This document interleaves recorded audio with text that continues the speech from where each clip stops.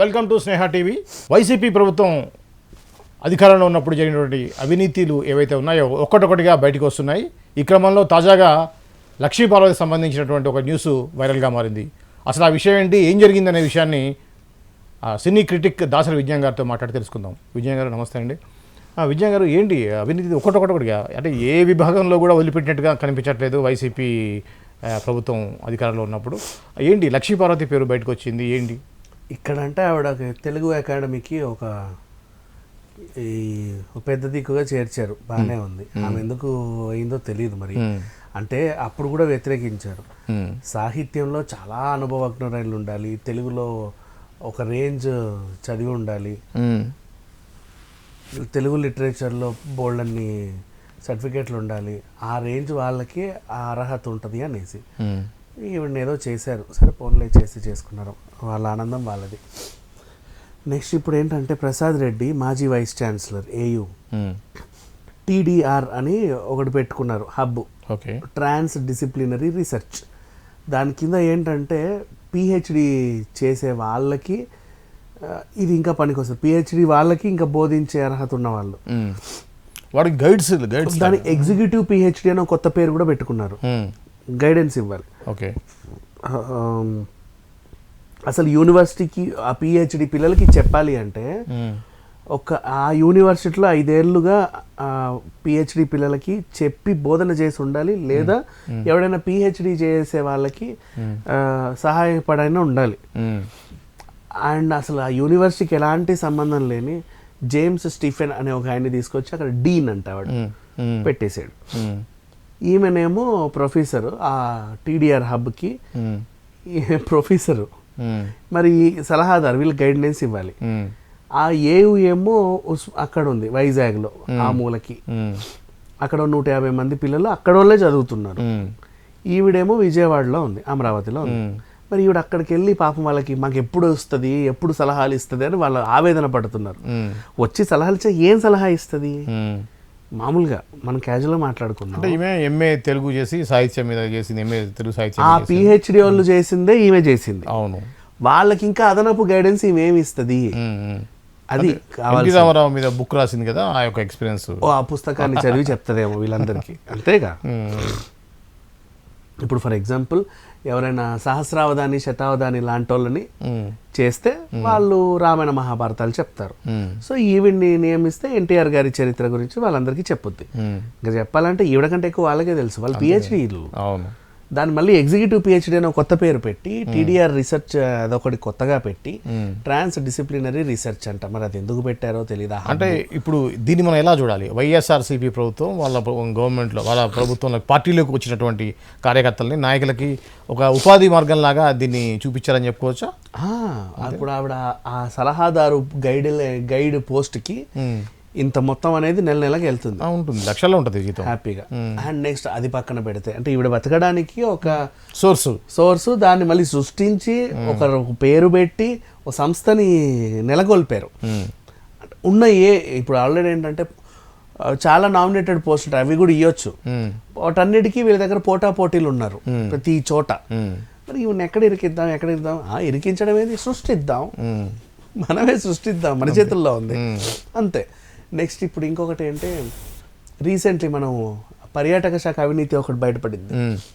2 కోట్ల విలువ చేసే బంగ్లా ల్యాండ్, అవినాష్ రెడ్డి పర్యాటక శాఖ 4 స్టార్ హోటల్ పులివెందులలో 12 కోట్లకి. అవును, పులివెందులలో నేను ఫ్యామిలీతో పాటు వెళ్ళి ఆ 4 స్టార్ హోటల్లో ఉండి మరి ఏం చూడాలో నాకు ఇప్పటిదాకా అర్థం కాలే. నేను అది చూసా ఆన్లైన్లో కూడా, ఏం లేదు అక్కడ, వైఎస్ఆర్ గారి సమాధి తప్ప ఏం లేదు పులివెందుల్లో చూడ్డానికి. ఓకే, వెళ్ళి నేను చూడాలి, బాల్కనీ తెరిచి కూర్చొని పల్లీలు నములుకుంటూ, అసలు ఏం చూడాలి? అదొక అవినీతి. అట్లా ఎంతమందికి కట్టబెట్టావు ఆ హరిత రిసార్ట్స్ పేరు మీద? అంటే కొత్తవి వీళ్ళే సృష్టించి వాళ్ళన్నిటిలో డబ్బులు పెట్టి వాళ్ళకే మనం లబ్ధి చేకూరేలా చేశారు. అంటే ఒకటి విజ్ఞాన్ గారు, ఇప్పుడు మనం గతం గురించి ఒక్కసారి మనం వెనక్కి వెళ్తే, రాజశేఖర రెడ్డి గారు ఉమ్మడి ఆంధ్రప్రదేశ్కి ముఖ్యమంత్రిగా ఉన్నప్పుడు కూడా పార్టీలో పనిచేసిన వాళ్ళకి ఏదో ఒక లబ్ధి చేకూరేటువంటి కార్యక్రమాలు చేశారు. కాకపోతే ఏంటంటే ఆయన ఓపెన్గా చెప్పాడు, అవును పార్టీ కోసం కష్టపడు, వాళ్ళకి ఏదో ఒకటి చేస్తున్నాను, అవును ఇస్తున్నా, కార్పొరేషన్ ఇస్తున్నాను, అవి ఇస్తున్నాను ఓపెన్గా చెప్పేసేవాడు. ఆ డిస్కషన్ అప్పుడే జరిగిపోయింది, క్లోజ్ అయిపోయేది. అవును. అదే ఈ జగన్ ప్రభుత్వానికి వచ్చేసరికి అన్నీ కూడా హైడ్ చేయడం అనేది అది తప్పులాగా, ఆయన తప్పు అనే విషయం ఆయన కూడా తెలుసు అది. అవును.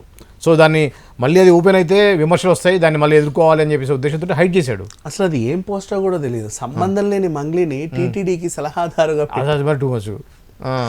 నీకు ఆమె ఎలక్షన్ ముందు 2 పాటలు పాడినందుకు కృతజ్ఞత భావం ఉంది నీకు, నేను ఒప్పుకుంటా. ఏదో ఒకటి చెయ్యి, నష్టమేంది. లేకపోతే ఇంకో 4 పాటలు ఇవ్వు, కొంచెం నీ పర్సనల్ అమౌంట్ ఏమని ఇవ్వు. అసలు ఆ టీటీడీకి ఏమని ఇస్తుందండి? ఆమె అంతకు ముందే గిజ్జగిరి పాట చేసింది, మేక సాంగ్. అవును, మేకను కోసుకొని తినే సాంగ్ అది, కోడిని నాటుకోడిని కోసుకు తినే సాంగ్ అది. బోనాలకి చేస్తుంది, మందు సారా గీరా అన్ని పెట్టేసి చేస్తుంది. అంటే టీటీడీలో కూడా సారా తిను, చికెన్ తిను, మటన్ వండుకో, ఫిష్ వండుకొని చెప్పుద్దా? ఆ సలహా ఏమన్నా ఇస్తుందా?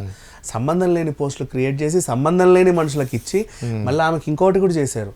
శ్రీకాళహస్తి టెంపుల్లో పాట షూటింగ్ చేసుకున్నారు. అసలు అక్కడ అర్హత, ఐ మీన్ మామూలు షూటింగ్ ఫొటోస్కి అవకాశం ఉండదు అసలు, లేవు అసలు, పర్మిషనే ఉండదు. ఇక్కడ నుంచి మొదలు పెడితే అక్కడి దాకా మొత్తం ఈవిడ ఎగిరెగిరి వచ్చింది. అదేంటో మరి అట్లాంటి యథేచ్ఛ పనులన్నీ బాగా చేశారు వీళ్ళు వైసీపీ ఉన్నంతకాలం. అంటే ఏవేవి చేయకూడదు అవి చేశారు. ఎవరికి ఇప్పుడు మీరు ఉన్నారండి, నాకు బాగా హెల్ప్ చేశారు. సార్ నేను ఉన్నాను కదా, మీకు అంత సాయం చేశా, నేను రాసిన ఆ కవిత వల్లే మీరు ఇవాళ గెలిచారు అని నేను చెప్పా. సరిపోయింది. అబ్బా వీడికి ఏది ఇస్తే బాగుంటుంది, ఏమీ లేవు.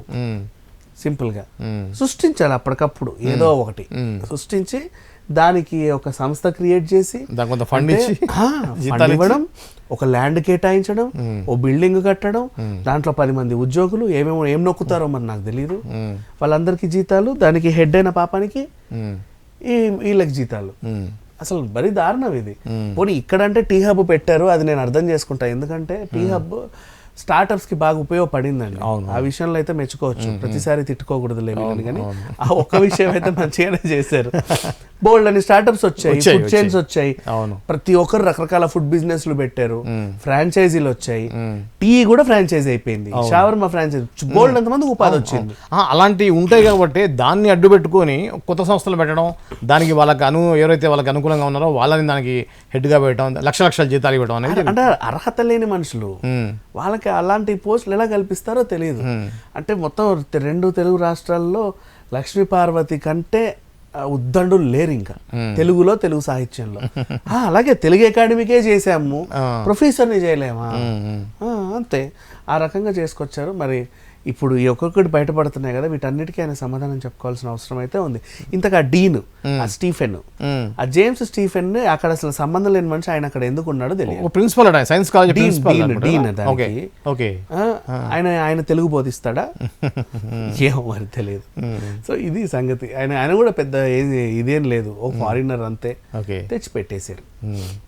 ఇది అండి ఏదైతే లక్ష్మీ పార్వతి మనకెవరికి తెలియకుండానే గత 3 సంవత్సరాలుగా తను అక్కడ జీతం తీసుకుంటా ఉంటుందని తెలుస్తుంది.